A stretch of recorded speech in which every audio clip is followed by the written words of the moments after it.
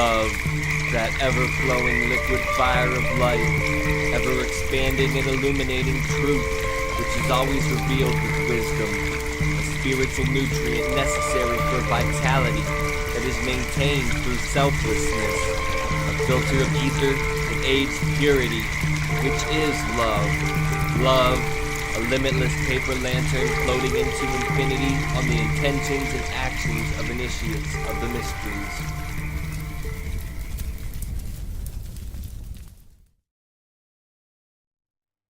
All right, welcome everybody. We have a special guest with us today. We have Ryan Singer. Ryan, how you doing, brother? Good, doing great. Thanks for having me, Ross. Oh, dude, thanks for taking the time to come on. It's an honor to get to chat with you. I've been looking forward to it, so it's super cool. Yeah, I'm glad it worked out. Yeah, me as well, dude. Very first question, what are you grateful for? Man, I'm grateful that I'm just even alive, like I think about that. I try to think about that every day. Just the idea that we can have this consciousness and awareness of what we consider like our lives, to me is, I don't think it makes us necessarily better than the beetle or the ant or, the hummingbird or anything like that. But there's something at least distinct to us and understanding how we are. Now, other animals might have that same kind of thing in a different way, that we're not aware of because we're limited by our understanding. But I mean, the idea that we get to be experiencing this stuff, to me, it's mind blowing. I mean, the idea of consciousness and even self-awareness it's like the ultimate magic trick, and no one's ever really figured out how it got pulled off. And I'm grateful to be able to witness it. Wow, that's really powerful, man. Very beautifully said, dude.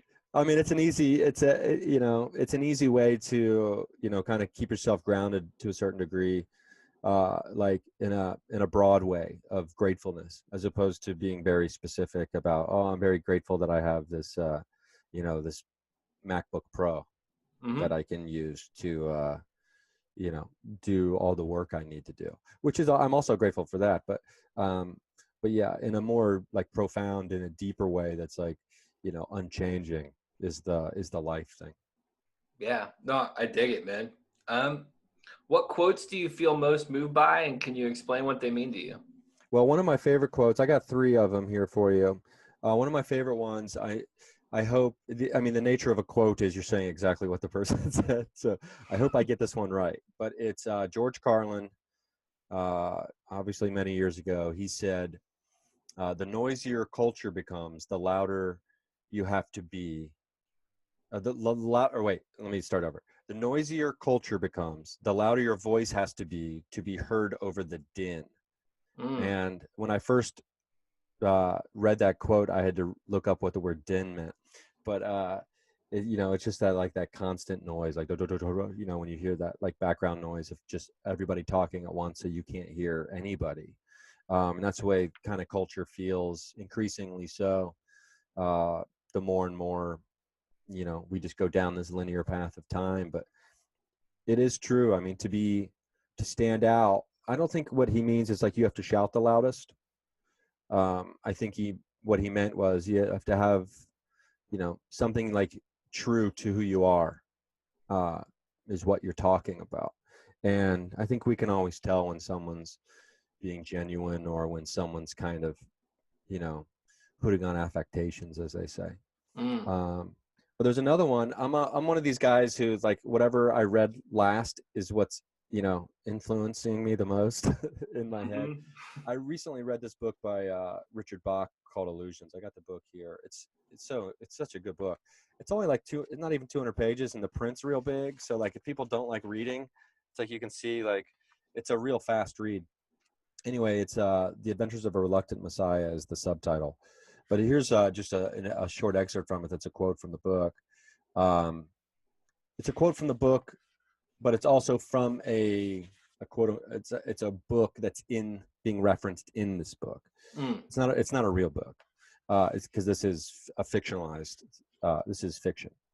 It says, perspective, use it or lose it. If you turn to this page, you're forgetting that what is going on around you is not reality. Think about that. Remember where you came from, where you're going, and why you created the mess you got yourself into in the first place.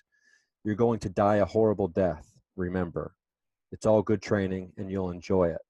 You'll enjoy it more if you keep the facts in mind. Take your dying with some seriousness, however. Laughing on the way to your execution is not generally understood by less advanced life forms, and they'll call you crazy. And that's this is from a handbook for messiahs.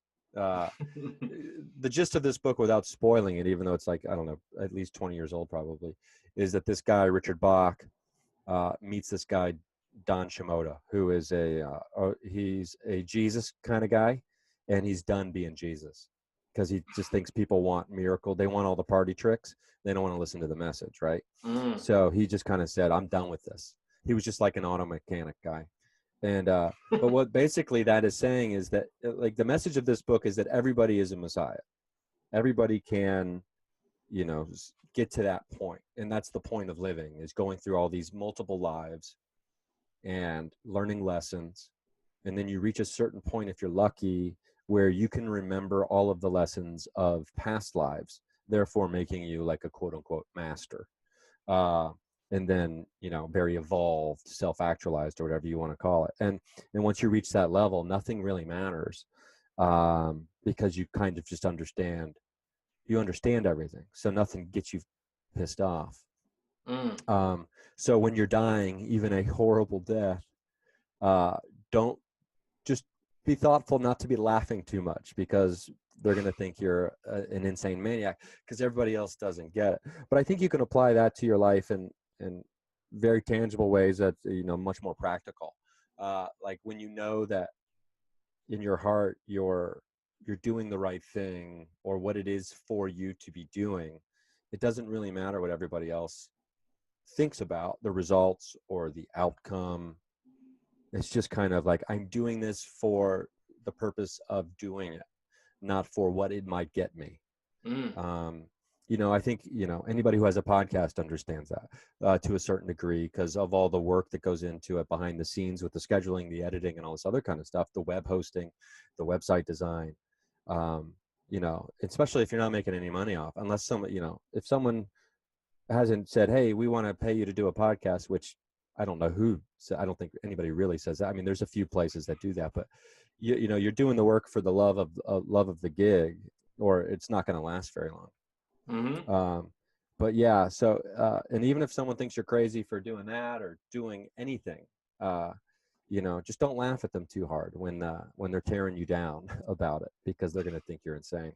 Although it's hard not to laugh at them sometimes when it's like, oh man, you just don't get it. It's all right. Like, you know, I'd like to think that some people have a limited imagination to a certain degree of, not that they're not capable of imagining bigger and better, but especially in the world of stand-up comedy and out here in Los Angeles or Hollywood, it's everybody's so hell-bent on being famous and rich and famous, and being the hot thing or whatever it is. And to me, it's just kind of funny. Like, man, like you're limiting that's the top of the mountain for you. Like, there's so much more going on that it seems like you've really limited yourself when it comes to what you're shooting for. So some people think I'm crazy because I'll be like, oh man, I don't need 14 HBO specials like Carlin. I just want to be able to walk through this wall by the time I'm dead. Like, that's my goal in comedy, to walk and have other people be able to walk through with me. But on a more like day to day, like, I mean, because the truth of the matter is, I have to work, you know, much like every other person, you have to work at what I do. So, and I don't always feel like working, like when it comes to writing and things like that. So there's this great book called The War of Art, which I think is probably one of the best books I've ever read in my entire life. And it's a book you can read and then you can go back to it. You can open up any page, and that page will have a lesson for you. I believe that, like, just randomly opening it, it's kind of like, you know, whether it's tarot or runes or something else like that, or horoscopes, I feel like there's a message there that can be gleaned. You can apply it to your life. But this is the thing that probably stuck out the most to me. And I hope I get this guy's name right. And it's about being a professional in whatever it is you're doing. Someone asked Somerset Maugham if he wrote on a schedule or only when struck by inspiration. And now I was one of these guys back in my younger days where it's like, you know what, I write jokes when I'm inspired by the idea and the joke. You know what I mean? I'm not a robot. I don't just sit down and write jokes. Like that was my mentality before I read this book. And then I read this and it changed my mind and made me realize I'm a fraud, right? Or I had been behaving as if a fraud was who I was. And this is what Somerset Maugham replied about asking if he was on a schedule or only wrote when he was inspired. He wrote, "I write only when inspiration strikes. Fortunately, it strikes every morning at 9 o'clock sharp." And then I read that, I was just like, oh, damn. Like, you know, like talk about just being a lazy, you know, I was just being lazy. And this book really called me out on like just the entirety of my life, I think in general. It's written by this guy, Stephen Pressfield, who he also wrote, what else did he write? He wrote, I think, Bagger Vance, anyway, which is a weird also thing, but that he wrote. But it made me realize that, like, oh, if I was truly serious about wanting to be a stand-up comedian and be a writer and actor and all this other kind of stuff, but specifically a stand-up comic, did I want to be a stand-up comedian for the right reasons, or was it a shallow, hollow reason? Because I always thought the stand-up comedians were the coolest people in the world, ever since I was a kid and discovered what they were in the first place. And I think we all want to be cool to some degree. So I had to ask myself, oh, am I just doing this because I want people to think I'm cool, or is this truly my calling, what I'm supposed to be doing? Because if it's not my calling, I'm wasting my life trying to be cool, you know? I might as well just be doing anything else that people think is cool and just wasting the entirety of my life. I wouldn't do that. So I gave myself a couple days after I finished the book to really like resonate and like, are you serious about this? Because if not, figure out whatever it is you're supposed to be truly doing that really inspires you and that really makes you feel alive, and go do that. Stop wasting your time trying to be cool as a stand-up comedian or whatever, at least in your own mind. And then after a couple of days, I was like, okay, time to get to work. I realized this is what I truly want to do.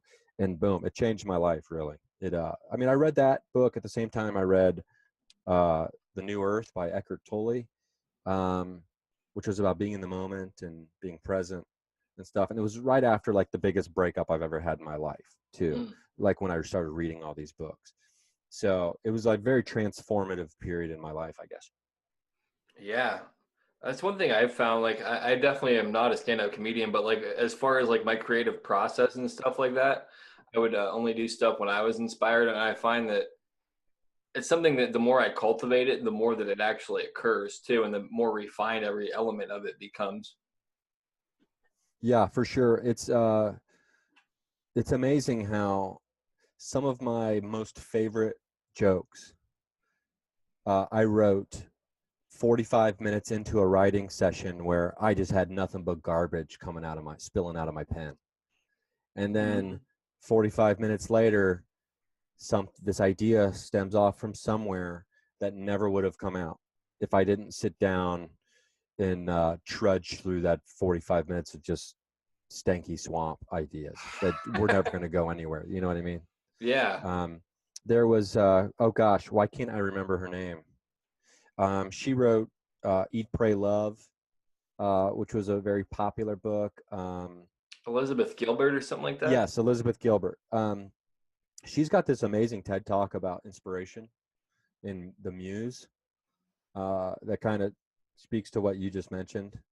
About like in the Western world, we have this very egocentric view of creativity. Like, oh, this so-and-so's a genius. This person is a genius. This person has genius inside of them.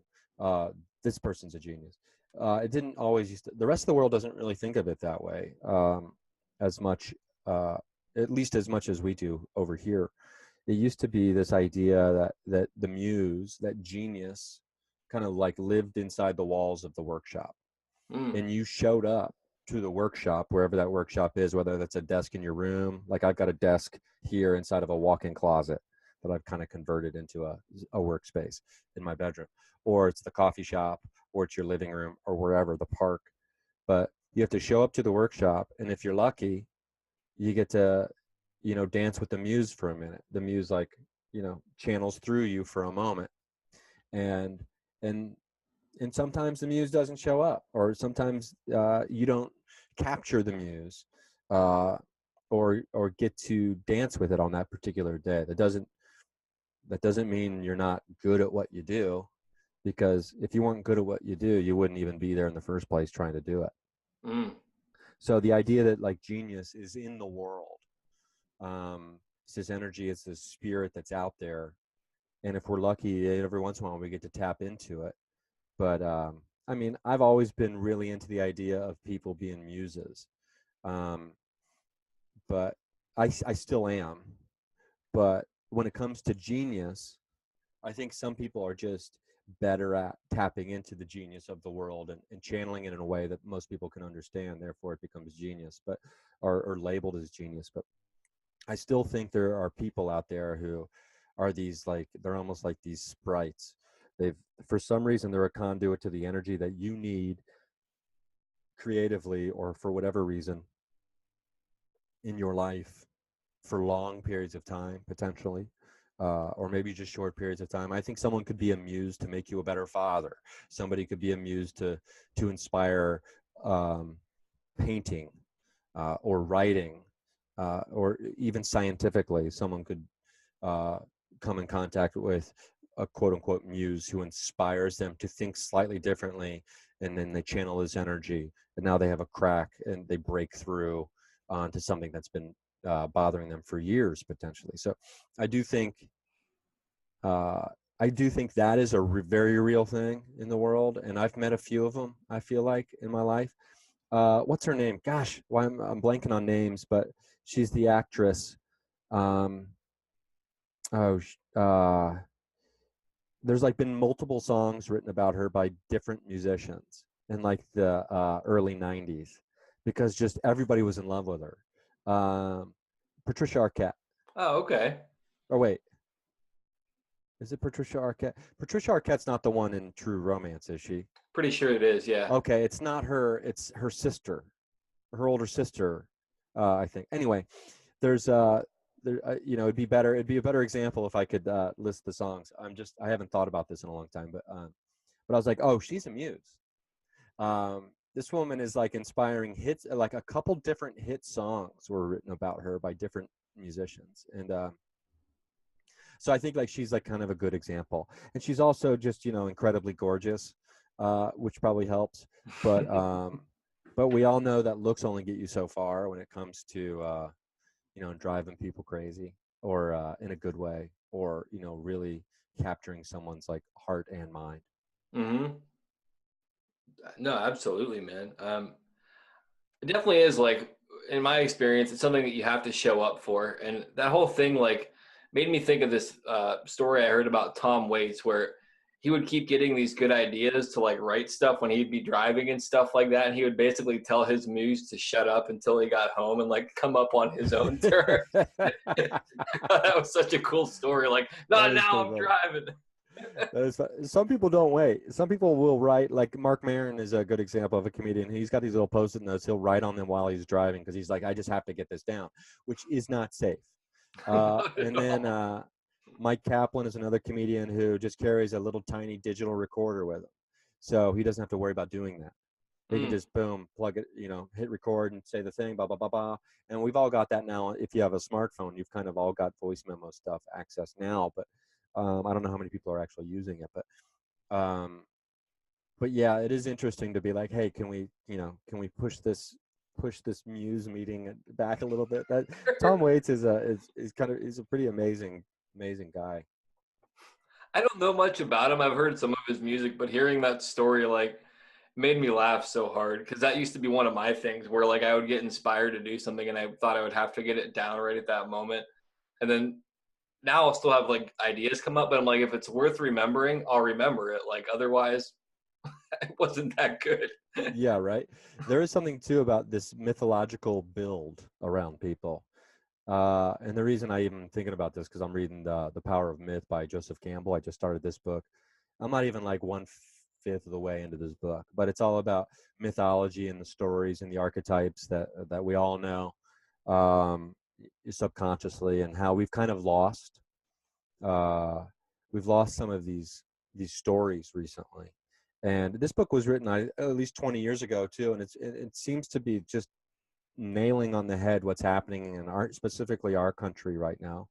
Um, with some of the chaotic things that are occurring, and it's like, what story do people have to get behind that unites them, that makes them feel a part of something, and what mythical figures do people admire and look up to? And I guess Tupac Shakur was a big guy who, there's this new documentary series by the director Alan Hughes, I think the guy's name, that just came out, and Tupac is in it. But like, Tupac was obsessed with like mythology and like becoming a mythological figure, so to speak, and like the power of myth and symbols. And it is something interesting to think about it. I mean, I guess if you want to be like calculating in that kind of way when it comes to, whatever it is you want to achieve in life. And there are people who dedicate their lives to kind of trying to crack the code and like hack this stuff. And they probably get pretty rich off of it. Some of these people who are just masters at like building like boy bands or whatever. I mean, that sounds like a silly example maybe, but, so, I mean, there's definitely things out there that we all, whether we want to maybe even admit it or not, that we relate to. There's certain buttons that get pushed in every movie that's great, that that pulls at the strings inside of your body, regardless of who you are. And that's because someone has figured out those moments. They figured out how to push those buttons. I mean, movies are probably the best example I can think of. They know exactly the type of music and the conversation and the words, at least the people who are really good at it, to pull those invisible strings that are inside your mind and just be like, oh my God. And that causes a physical reaction, of tears or sobbing or laughter or whatever it is. But the idea that it's all out there and like this mythology, like, and Tom Waits is a guy who I think, the more people tell this story about the muse being told to wait till he gets home, the more mythological he becomes. Carlin is the same way. Like, comedians are always telling stories about Carlin and things, or passing on his quotes. And YouTube especially is a big way to build myth now, I think, because Carlin, there's a million George Carlin clips out there, talking about the New World Order and all this other kind of stuff. So he's kind of becoming this mythological guy in the last 10 years, even more than he was just extremely popular, about like predicting like the current world. So it's like, you're a comedian, you die, and then you transition into prophet to a certain degree, I guess. Whether you were intending to or not, I guess. I don't think George Carlin ever thought he was a prophet, I think he also just wanted to tell jokes about burps and farts. And if you watch any of his specials, he'll talk about suicide, but he'll also just talk about burps. So I don't think he didn't necessarily calculate his career in a way to where he was trying to become some prophetic voice of a dystopian future. I don't think. Yeah, absolutely. I think that it's not something you can actually consciously do either. I think it's something that you just kind of fall into by people reflecting back on the profoundness of where your thoughts were and how much you understood the world. Because from what I understand, like, one of the things that makes comedians great, in my opinion, is how they perceive the world and how they can project the reality in an understandable way, but put a unique perspective on it that like the majority of people don't see. Yeah, there's all these, there's a few specific like tropes or subject matters that are considered to be hack in comedy that you're kind of supposed to stay away from. But then when Louis C.K. does it, nobody gives a shit, right? Or I don't know if I'm supposed to say that word, but oh, you can swear, it's fine. Okay, but so it's, I'm never offended by I'm never offended by content in comedy, when stand-up comedy, and I have to be careful because, you know, whenever someone does something differently than the way we did it or the way we think it's supposed to be done, I know I can get a little self-righteous about it, because they're not doing this the right way. They're not offering it the right respect, the amount of respect it deserves. You know what I mean? And in comedy, it's all over the place. If you get sucked into that kind of mentality, because there's comedians in LA who they have 7 minutes of jokes tops, but you know they get on TV, they're quote unquote becoming famous, and but everybody in comedy knows that like this person isn't really a comedian, or they don't have a lot of, they're not very good at it yet. But you know, but that's not what that person wanted. It was to be considered a great stand-up comedian. They just wanted to be on television and be famous, or be an actor or a writer or whatever. And it's like, that's a thing from this, like that Illusions book too, by Richard Bach. It's like, it really hammers home, you know, through the character of this Don Shimoda guy who's the Messiah. Where it's just like, anybody can do whatever they want, and it doesn't bother me. And other people from the outside will be like, that should bother you, but look what they're doing. That should bother you. And he's like, that's what they do, and there's nothing wrong with it. Which is kind of crazy to think that, especially about what just happened. Like, I'm not evolved enough to be able to understand how that applies, you know, in Charlottesville. But basically, what the message of that book is whenever someone's being awful or someone being bad or, you know, hurting other people, it's because they're doing it because they have these lessons to learn. And when they come back, I mean, this is all predicated on also reincarnation to a certain degree. So if you're not on board with that, you can't get on board with a lot of this stuff. But so the idea that this is the thing, that this is the cycle that they're trapped in right now, and you know, this is going to accrue some kind of, you know, that karma that they're going to have to deal with, you know, next time. And they're going to have to deal with that because they realize, before they chose to come into that particular life that they're in now, that this was a very difficult lesson that they have to learn. And then only through, you know, it's like you burn your hand on the stove, you learn not to touch the stove. I don't know, maybe you burn tiki torches in Charlottesville, Virginia, and you learn not to judge people by the color of their skin or things like that in your next life. I you know, it's hard to, and some people will probably be like, well, I think you're kind of trivializing the whole thing if you're just thinking like, oh, everybody hates and people murder because they have some lesson to learn. It seems kind of selfish. But on the flip side of that is the people that are hurt by the people that who are quote unquote evil or doing bad things also chose that life that they have, understanding that they you know, that's going to happen to them. And like that quote we read earlier, it's like, you're going to die a terrible death. Just don't laugh when it's happening because they're going to think you're crazy. You know what I mean? So it's all very difficult to understand. And like I said, it's all predicated kind of on this reincarnation idea. And I'm into reincarnation. And the older I get, the more deep I go into it.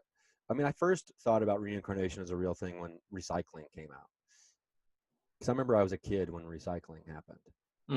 And someone's like, this whole bicycle is made out of old water bottles. And I was just like, oh, that really blew my mind, right? And so when I saw a bicycle made of water bottles, I realized that I could have been made from dogs. You know, I could have been a bunch of dogs put together in this, you know. But so yeah, it's you know, we'll see what happens. I think the one thing we do know is that you know, love kind of is the only way out. And it's not easy. And I don't blame anybody for saying they want to kill Nazis. I don't blame them for saying that. Because I think instinctually, most of us feel that way. Now, whether or not we, you know, choose to act on it or, you know, promote that as the solution, that's an individual's choice. And it's not my place to tell anybody how to choose anything. Um, but I know what I would choose, hopefully, intellectually. Now, in the heat of the moment, that's another thing, you know. But you know, there's a reason Martin Luther King Jr. and Gandhi are revered to this day, and there's a reason that, you know, some of these other people aren't. You know, because they use the sword as opposed to, you know, prayer or love or whatever it is you want to call it. Absolutely. I read something recently that said even people that hated Martin Luther King and Gandhi respected them for their sticking to what they believed in the sense of like nonviolence and all that kind of stuff. They had a lot of respect for him, even though they hated him. I thought that was pretty profound. Yeah, that is pretty profound. It's because, you know, you can't, as much as you might hate someone, you can't deny their authenticity. I mean, and people say, hey, listen, Gandhi was awful to his wife, you know, and physically abusive. People will say Martin Luther King Jr. cheated on it was also awful to his wife. You know, cheated, you know, it was infidelity. But to me, that's kind of, I get it, and they're just people. At the end of the day, I think we have to remember that they're just people. And to me, it's encouraging to a certain degree. It's like, oh yeah, they were just people and they accomplished these things. And they were flawed men for sure.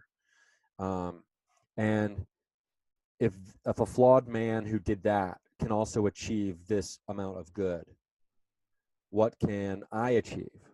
Mm-hmm. You know, and that's not to say I'm not as flawed. I am better than Martin Luther King Jr. or Gandhi. You know, I don't know. Having your dick be your downfall is such a hack move by a man that it's, you know, throughout history, it's like men just can't seem to escape letting their dick be their downfall, and it's disappointing. And as a man, I get it. And the older you get, hopefully, the less inclined you are to be tempted to have that happen. But man, it's, you know, we live in a society that just sells sex 24/7, and it's your dick is watching and listening the whole time. You know what I mean? Yeah, I've definitely had my dick be my downfall many a times. Yeah. So, and then that's not a cop out or an excuse to not take responsibility for what we do, but it is because, especially once we're aware of it, that's when responsibility really sets in. I mean, I do believe that ignorance is bliss, but it's also kind of, ignorance is also a get out of jail free card at least once. Because if like you truly had no idea about something you were doing was wrong, like truly didn't know, and then it's pointed out to you, now you have the opportunity to understand why it's wrong and then change your behavior in the future. But it's not always easy, you know. And some kids are raised to hate, and I understand why they hate, because if your parents, the ones who, I think we all know as children that subconsciously our parents are keeping us alive, right? They're providing us shelter and food, and they're teaching us even how to speak. Like, we have this connection to our parent that is inherent trust, right? Except it can get shattered to big or small degrees depending on like abuse and things like that children suffer at the hands of their parents. But even then, even when children are severely abused by a parent, they still feel connected to them, and because they brought them into this world, I guess, this existence that we were talking about at the very beginning, like this weird magic trick that is life. But yeah, so if someone's keeping you alive and then they also tell you that this group of people is no good, as a child, as a tiny child, you're going to be like, I guess these group of people aren't any good. Why would the person who's keeping me alive lie to me? I mean, you're not having that conversation in your head as a 5-year-old, but you are, whether you realize it or not. You know what I mean? Yeah, on the subconscious level, hate's so conditioned, man. And then you have to reach a certain level where you start thinking for yourself and you try to break away from your parents or whatever happens. And then you can start to realize, like, oh, my parents, this is wrong, what they said. I don't agree with hopefully that happens, but it doesn't happen with everybody who's raised to hate people or different religious groups and things like that. But that's not to say that it cannot still happen. Because I mean, I've changed my mind on almost everything I've ever believed in at one point in time. So I I can don't know. relate to that too. Yeah, I still think there's hope out there for these for the weird animal that is human. No, I would agree with that. I mean, as far as the hate thing, I know somebody who they told me in their past they were incredibly racist, and then at one point in their life they had this revelation, and they're now married to an African American woman, and it's like the healthiest relationship they've had, and they put so much into it. And I have such profound respect for that, to actually even share that, you know, I was fucking wrong most of my life about how I perceived everything, and now I get to honor this person and spend my life with somebody who I was against my whole life. That's freaking beautiful. Like, people don't hear that story that often, I feel like. Yeah, you don't hear that story that often, and you know, and that story doesn't come from, you know, I'm imagining, I'm also making huge assumptions here, but I'm guessing he just didn't wake up one day and be like, you know what, I hate black people. I think, you know, it's like it's a message he got from somewhere. Oh yeah, Uh, conditioned, man. Conditioned yeah, his whole for life sure. that way, like you were saying. But people are so afraid. We're all just so damn afraid. I mean, like, that's, I think, the bottom line. Joseph Campbell talks about it. Other really smart people throughout history, much smarter than me, have talked about, like, the human condition is, you know, it's this like constant level of the fear of death, because we don't understand what death is, and we truly don't understand what happens. So everything we do has this undercurrent of just absolute terror, right? which, Yeah. which, if you think about it too much, you can just be like, "Oh man, I can't handle this." But then, you know, like, the more, you know, the more I read, and the more I study, the more I believe in reincarnation, and, you know, the idea of this spirit or this energy that continues on. You know, death becomes this thing that isn't so scary anymore, and it becomes much easier to love just things in general, I Hmm. feel like, because you're trying to appreciate the moment more, potentially. And it's not to say we all don't get caught up in moments. I mean, I get caught up in moments. Um, you know, the where, you know, I lose perspective constantly. I mean, I'm a hypocrite in everything I say or do. I can admit that freely, but people have a hard time admitting that because we're so afraid of being judged. We're, you know, because that makes us vulnerable when we admit that, you know what, I used to be wrong a lot. And now I'm not wrong anymore. But we love redemption stories. There's nothing greater than a redemption story of a villain turning into a good guy at the end of the movie. Holy shit, that's the best. Those are the best moments in movies, Hmm. or in stories of any kind. And it's an archetype that's been happening for a long, long time, right? But you know, but yet we know this. I mean, a good example, I love baseball. You know, I'm a huge fan of the sport. And when the steroid era happened, there was all these villains suddenly. Now baseball had some real villains. And a few of them, only a few of them, came out and said, you know what, I did it. And and it was wrong, and I did it because I thought it was going to help me.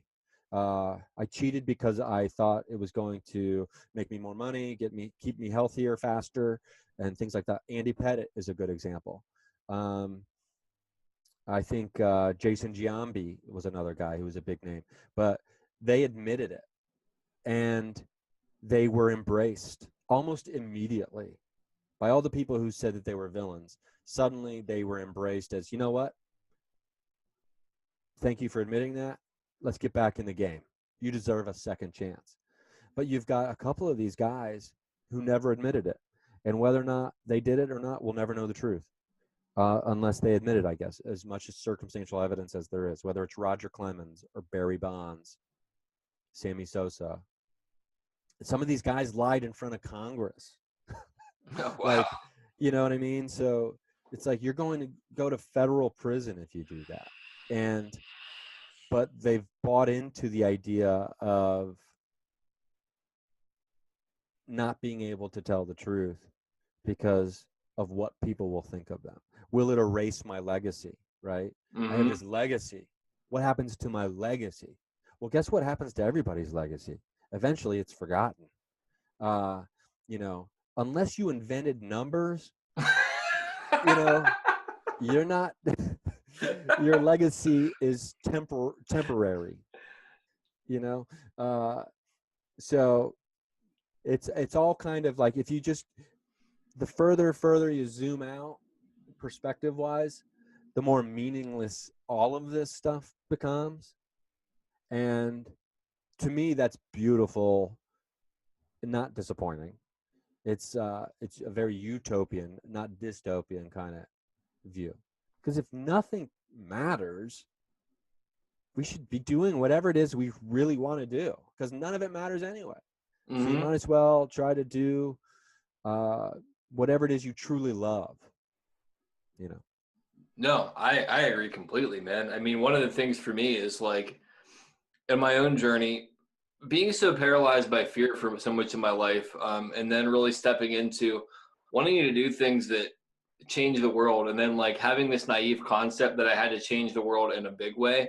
And like somebody I interviewed early on, one of their mentors passed right before I interviewed them, and like it really got me thinking in some ways, because this mentor influenced this person, and then this person influenced me in some way.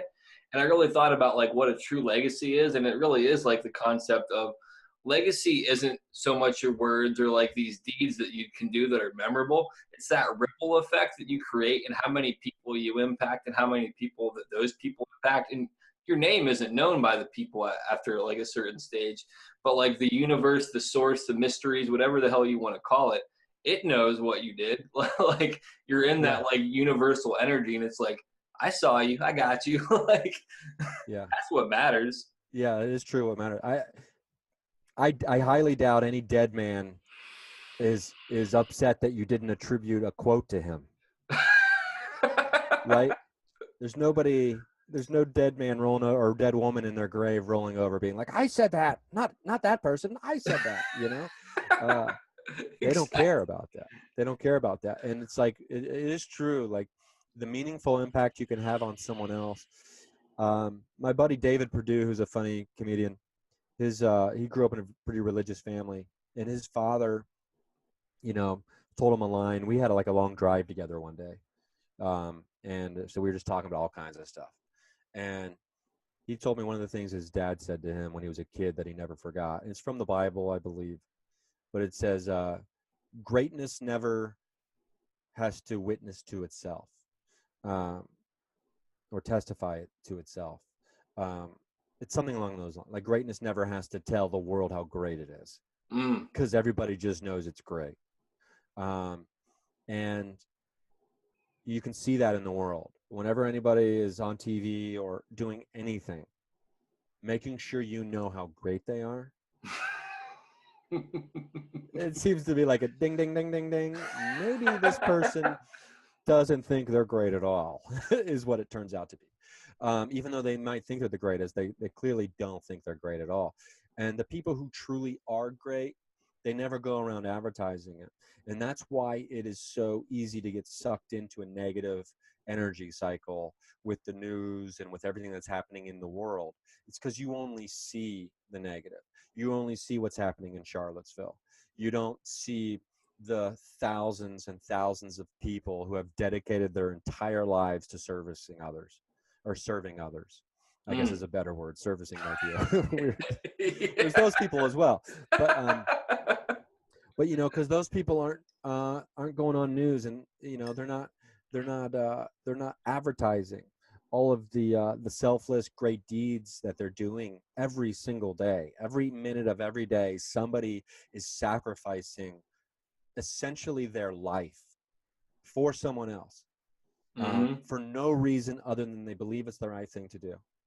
And we'll never know these stories, but we can rest assured know that it is happening.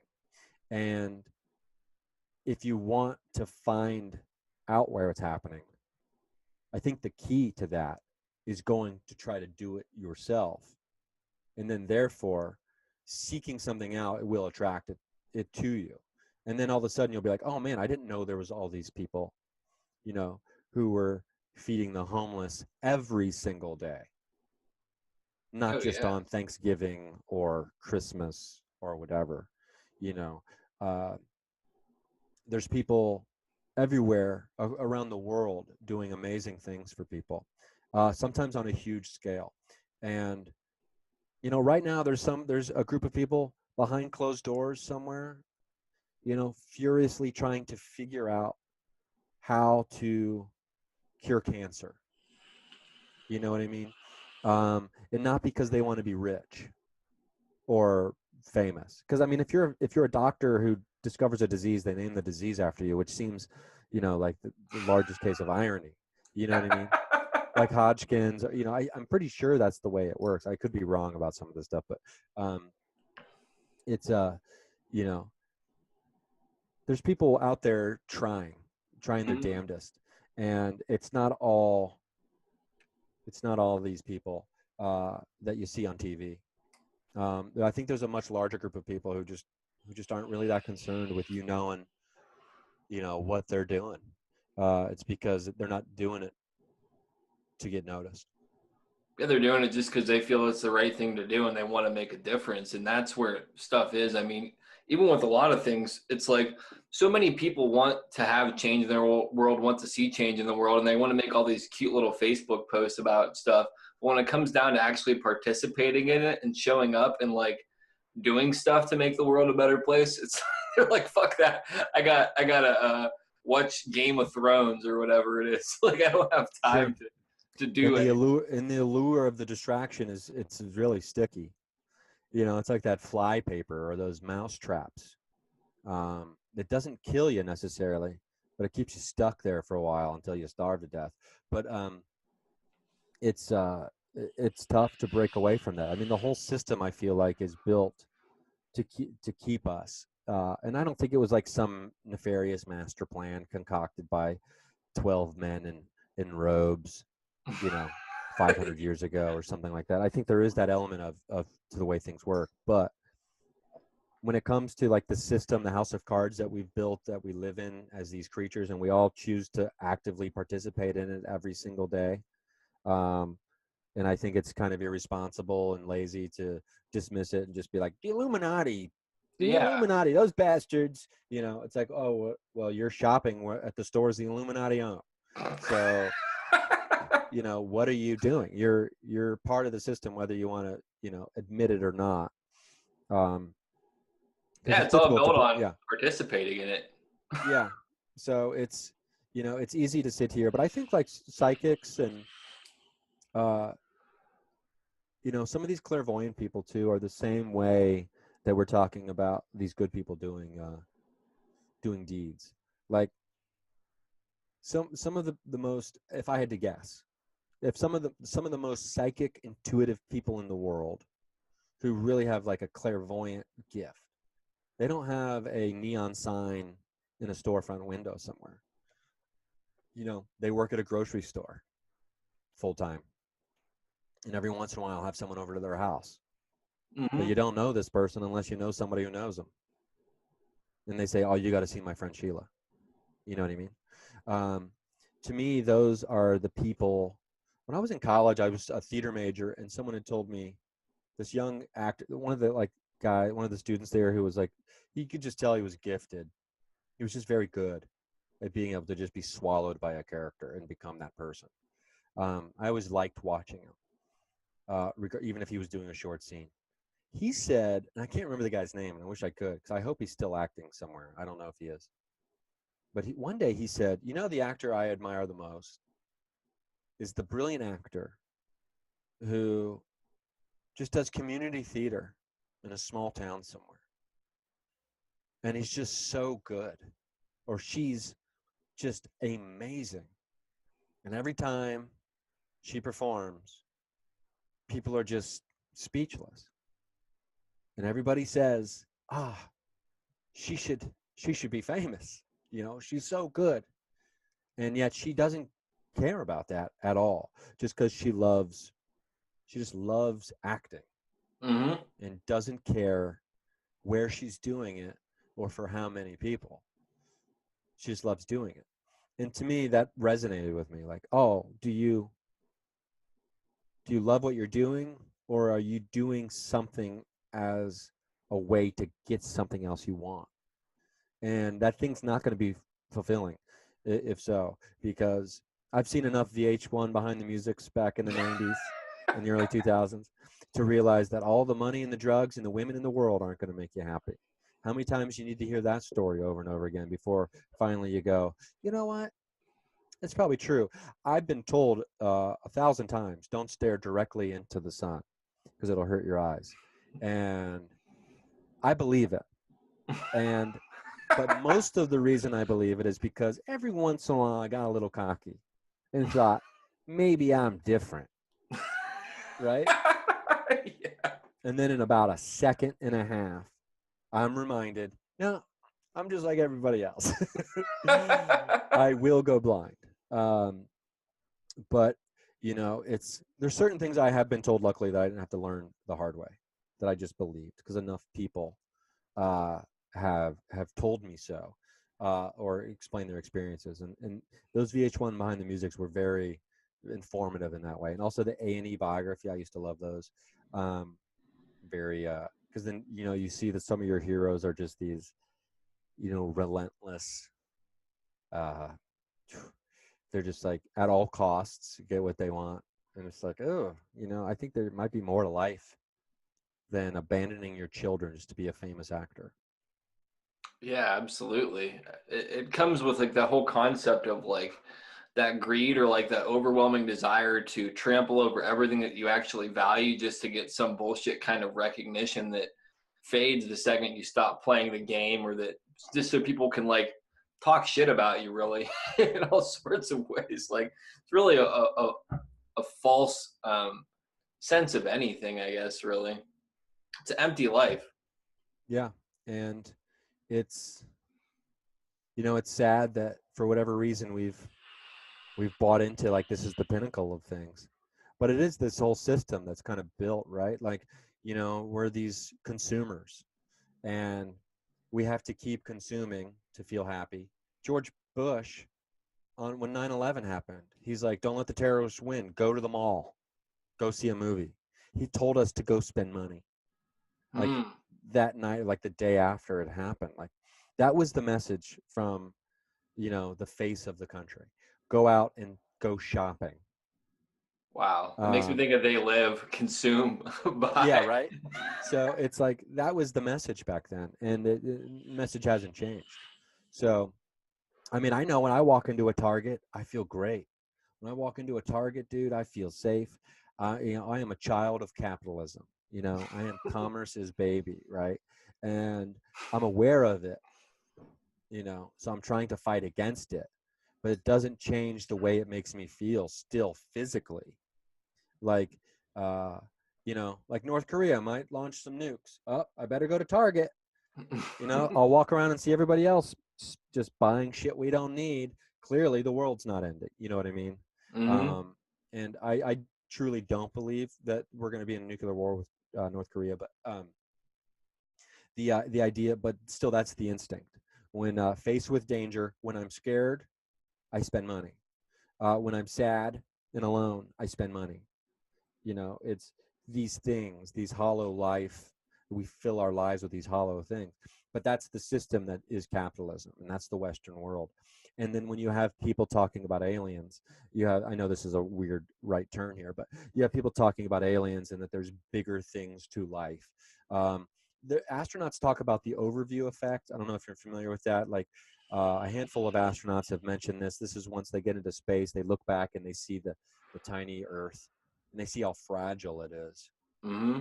And they have that perspective that very few people have had visually, where they're like, oh, the vastness of space, we're such a tiny little thing, and it's so fragile. The smallest thing could throw this whole thing out of whack, and it would all be gone. We have to take better care of each other and the Earth to ensure that this very fragile thing stays intact.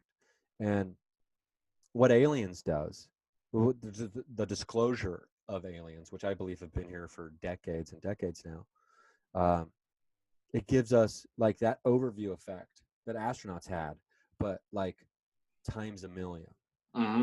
Because now you understand that, like, oh, there is, not only is the Earth such a little fragile little thing, everything else out here is and other beings, other creatures also experience that same fragility.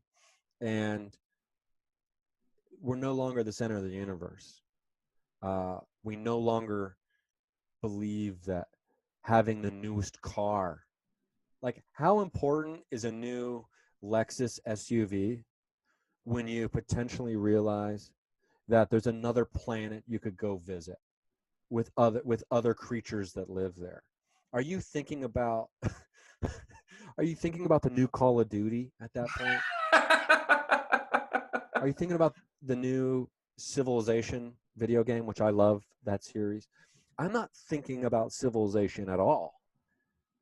If I'm thinking about an actual other civilization, it changes everything, and I believe we begin to understand that we're part of an intergalactic community of creatures, and we're kind of all in this together. And it really, humans don't need to unite to fight an alien, right? Like Ronald Reagan said.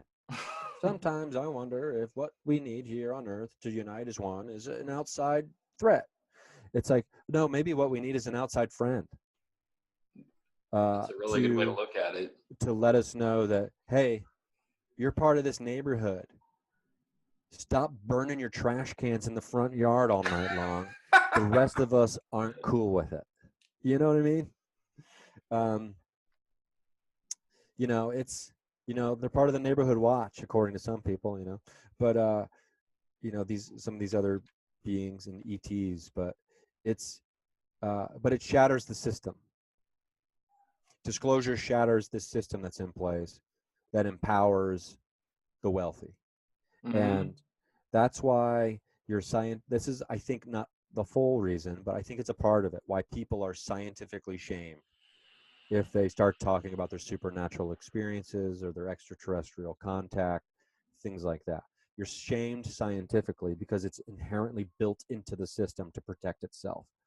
And when you start talking about things that are unexplainable and are revolutionary because they're potentially evolutionary, you're threatening the system, and that system is going to react violently against you, much in the same way we try to push mucus out of our nose when we're sick. Capitalism is going to try to, farmers blow the believer out of their left nostril. I like that, man. No, I think that's a very valid point. I mean, for me, in my personal experience, having had a lot of experiences that a lot of people wouldn't put validity in, because some of it's viewed through the mental health lens, some of it's viewed through the psychedelic lens, and then after having those experiences, some of them are also viewed through the lens of not having any substances and being in good mental health. But people can discredit those other experiences because of the previous ones, and it's like, I think one of the biggest things is there's no way to put a price tag on personal experience or stuff like that, really. There's no way to make money off it. There's no way to sell it. And if people don't have it, it's easier to disbelieve it, because a lot of that shit, it's fucking scary to people if they don't have the capacity to figure out where they fit into it and how it's a good thing. It becomes frightening. So it's easier to just disbelieve and shove it in the shoebox under the bed and forget about it or whatever. Yeah, it's terrifying. The mysterious. I guess I was just talking to a guy who's a psychotherapist, and he talks a lot about the mysterious and the unknown. And it's like, yeah, it can be very terrifying. And I don't, and I know a lot of people think I'm a kook or whatever, but I don't know why we think that the microscope is different than the magic mushroom. Like, what is different between these lenses? They're just different tools to examine something at a smaller level or a bigger level, even to make something smaller, bigger. Like, to me, there's no difference between the mushroom and the microscope. There's a lot of scientists right now who would hear that and they'd say, you're a maniac. You obviously don't know what you're talking about. You're uneducated. I'm educated. Let me tell you how it is. Let me tell you how the world works, because I know, because I'm smarter than you. It's all dark energy and dark matter, although no one's seen it yet. And yet the people who have seen ghosts are idiots. It's like, well, Yeah. they've seen them. They've seen ghosts. And you call them stupid, crazy, mentally ill. So it's like that bipartisanship kind of thing between the believer and the skeptic. There's a great deal of us who are more than happy to hang out in the middle and have conversations about it all the time. But then there's just like anything else, there's the people that are on the extreme side of either, who aren't willing to even consider. And I think a lot of people will say it's confirmation bias. You only consume things that reinforce what you already believe. You just won't even hear the things that disagree with you. We have to all be careful about falling into that. Sometimes I'm not good at it. Like, I still haven't watched the Bill Nye series on Netflix. Bill Nye Saves the World. To me, it's just like, another. The joke is, it's like, another straight white man who thinks he's smarter than everybody, telling you how the world works. This is what we needed right now.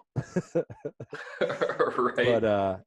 But yeah, I should at least give it a chance, because I'm sure that there's some interesting stuff in there probably somewhere. And I don't think that's his intention necessarily, is to come out and be like, you're all a bunch of fucking idiots if you believe in ghosts. Even if that's how it comes off sometimes. But Yeah.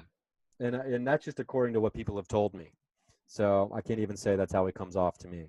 I think one of the things with like confirmation bias too, though, is following the logic of there being confirmation bias. Confirmation bias itself could, putting confirmation bias on someone else, it could also be a confirmation bias on that person that's projecting that confirmation bias, just because. Yeah, it's like a confirmation bias, like Russian nesting doll.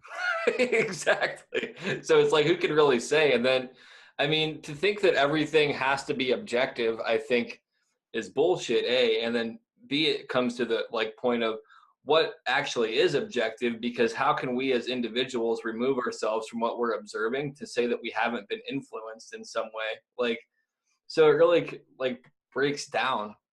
Or the idea that just by simply observing a particle, it changes the way that particle behaves. So therefore, you remove the idea of any objectivity from the get-go before it even starts.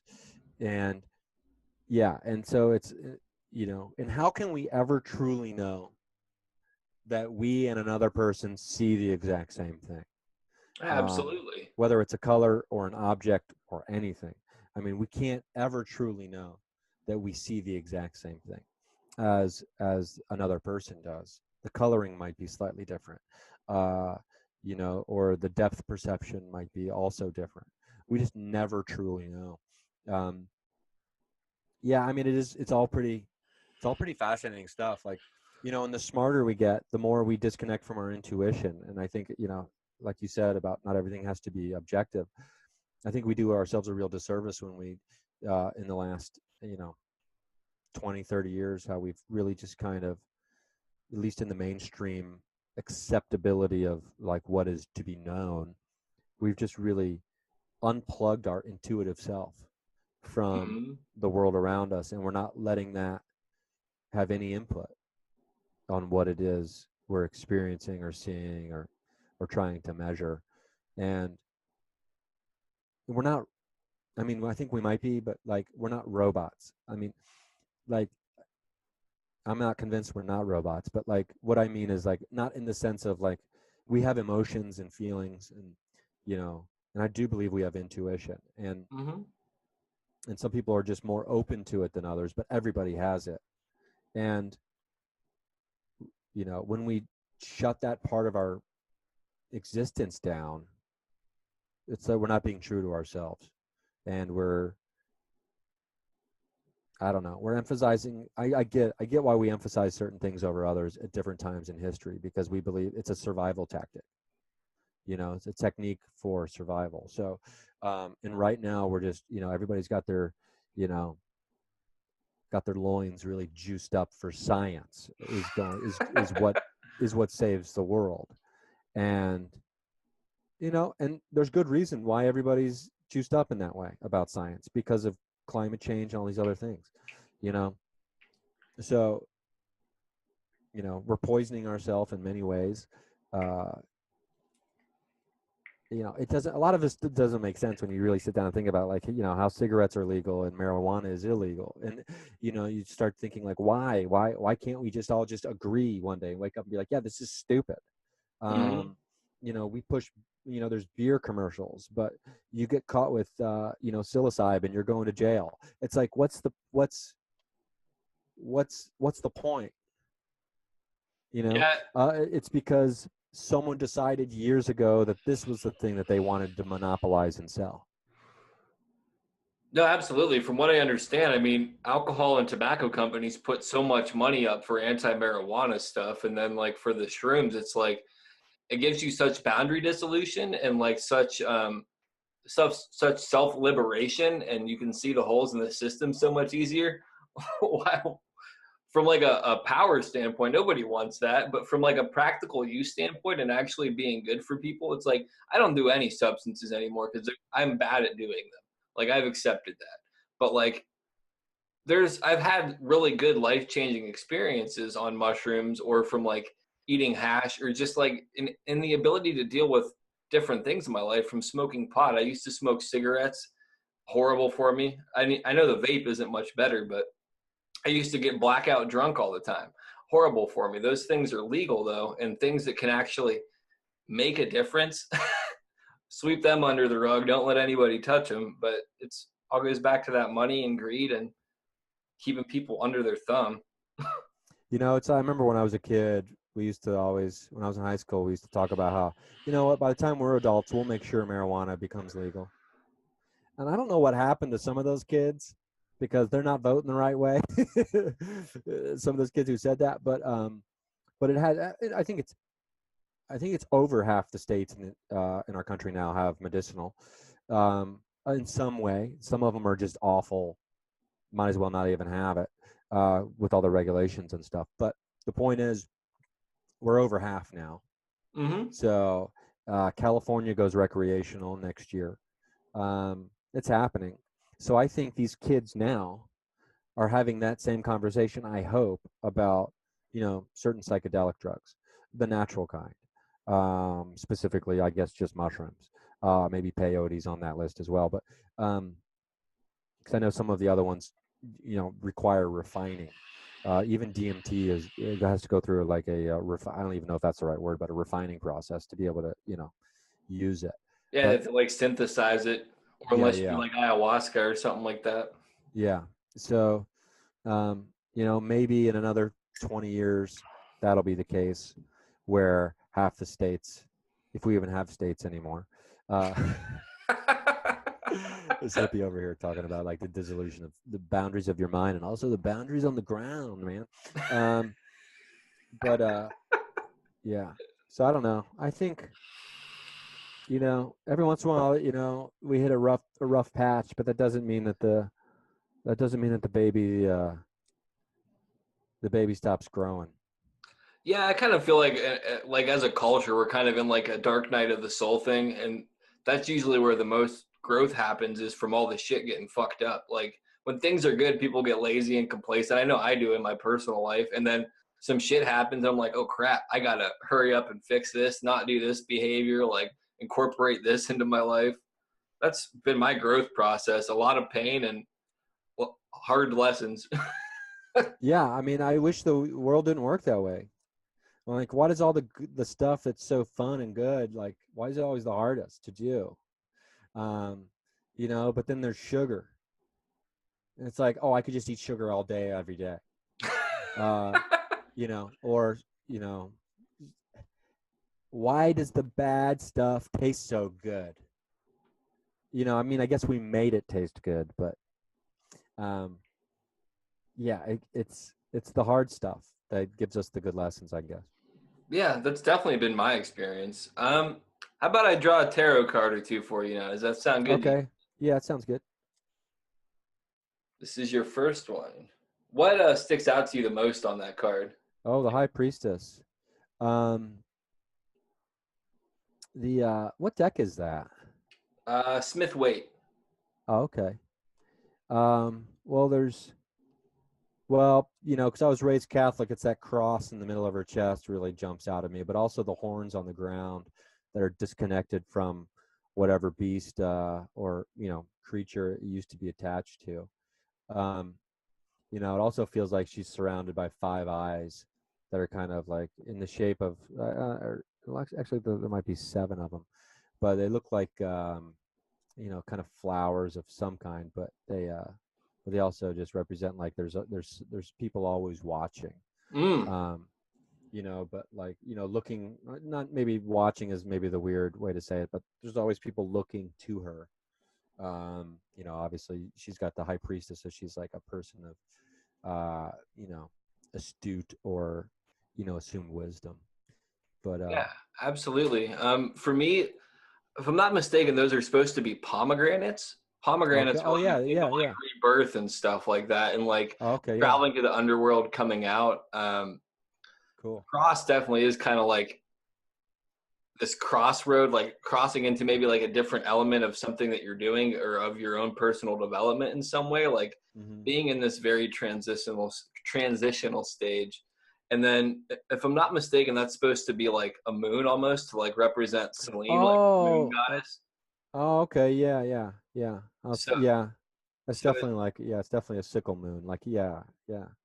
it's kind of like some kind of like I don't like a tidal force, but like within your own presence more so, where like things are gravitating you towards some kind of good positive shift where things might be changing for you in a very good way, I would say.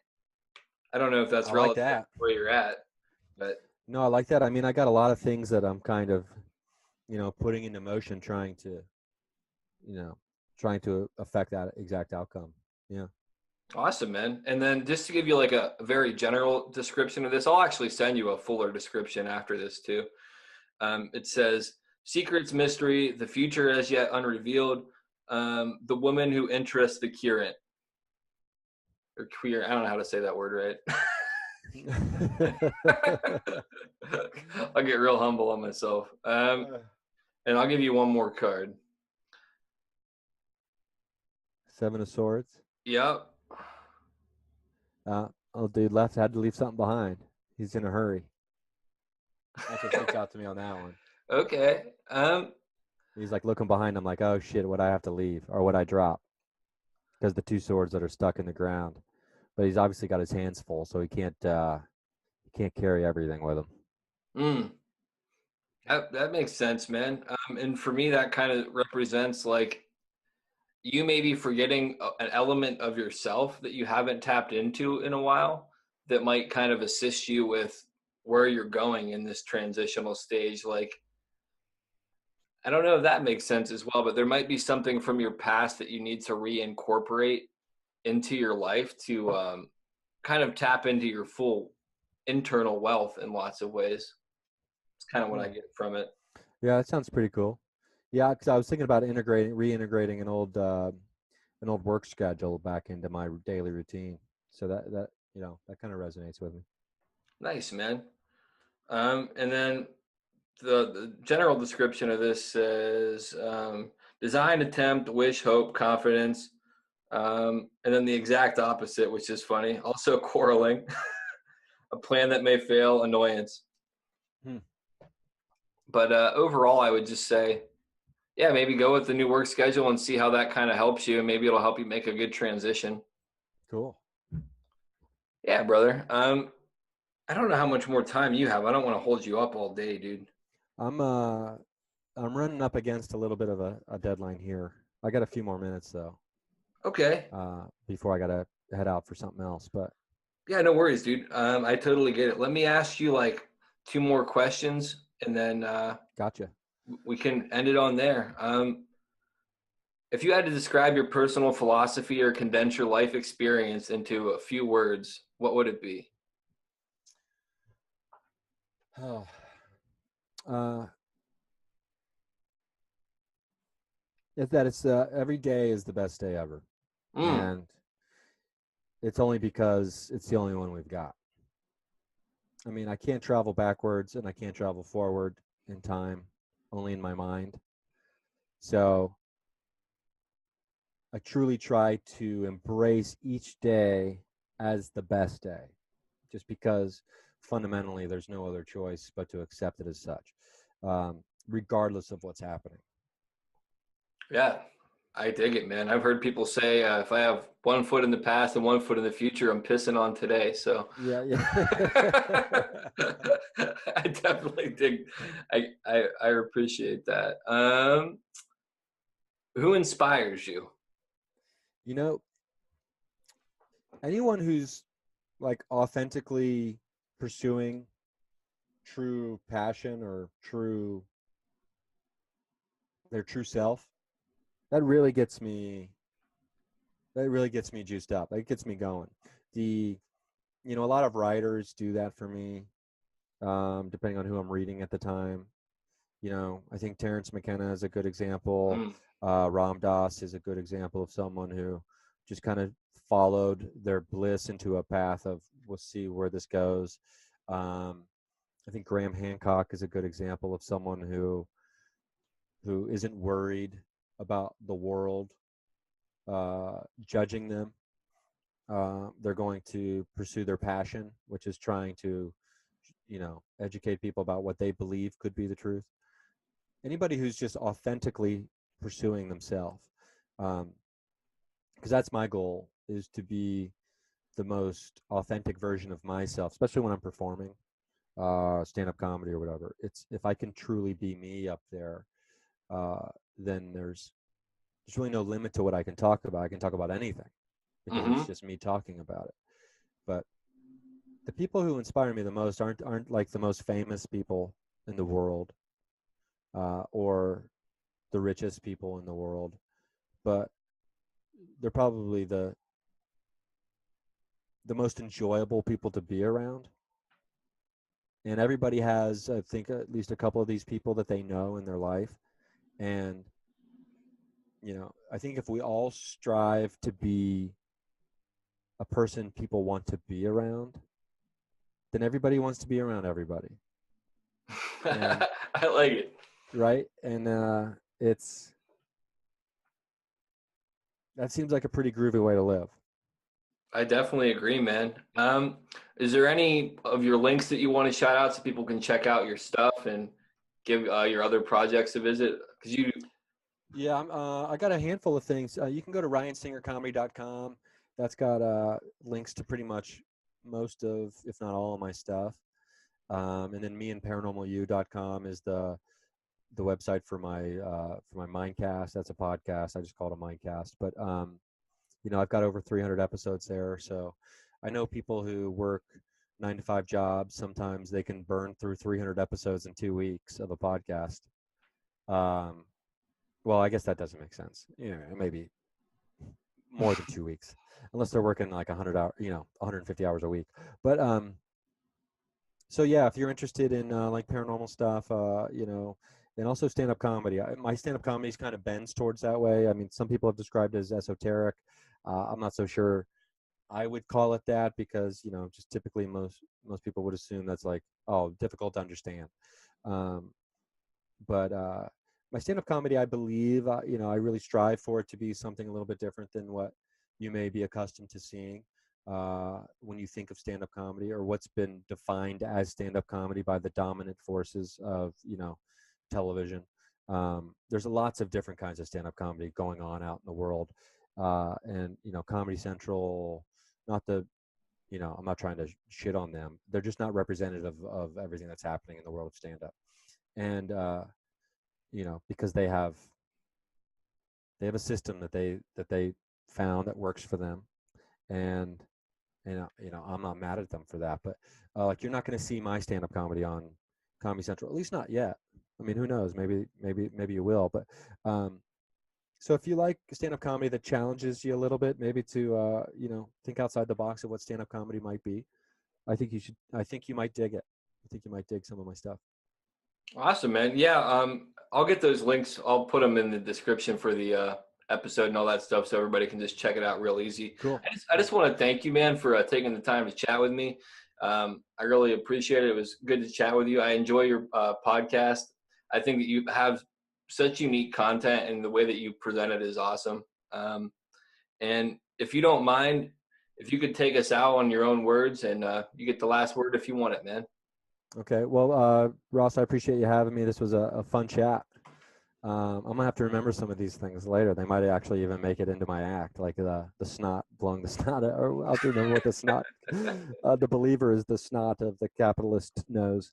But if I had to, leave people with anything, it would just be mostly that, if you think about how far we've come as an animal over the last 100,000 years, the idea that we're like in the worst time ever in the history of our country or of the world, I think if we pull out a little bit, if we can just have perspective, I think we can take a deep breath, because it's much easier to hate people than it is to love people. And I know that's true for me, and it's probably true for everybody. But if we just let people in, stop being these old men, like telling, our hearts are pretty much an old man's yard. It's like we got to stop trying to keep people out of our yard, because even if they shit on our grass and they don't clean it up, which is what we're all worried about. People don't, these old men, we don't want people coming through our yard because they're going to shit on it and not clean it up. And yeah, that's going to happen. You let somebody into your yard, they're going to shit on it. But even if they don't clean it up, that grass just might grow a little bit higher than the rest of it. Because we don't realize with perspective, if we just pull out, we realize, oh, they're fertilizing our yard. So, yeah, I mean, it's hard to love people, but we all know it's the right thing to do. But I think it all starts with loving yourself. So if we can stop saying the things to our mind that we wouldn't say to our worst enemy, that's where it begins, because I do that. So the only person you can count on to unconditionally love you is yourself, and everyone deserves it. So everyone should be giving that to themselves, and that's where it starts. And it becomes much easier to love everybody else once you really start loving yourself. So get in there and love yourself a little bit. And any way you may interpret that, go for it. But yeah, thanks, buddy. I appreciate it. This was a fun chat. Don't believe. Don't follow. Do not consume. Do not watch. Largely what I'm talking about here is reclaiming experience. This is what's been taken from us. It's a self-advancing, self-expanding, self-defining process, and it takes no prisoners. The real world isn't a spiritual world, it isn't a material world, it isn't an empty world, it isn't a solid world. It's simply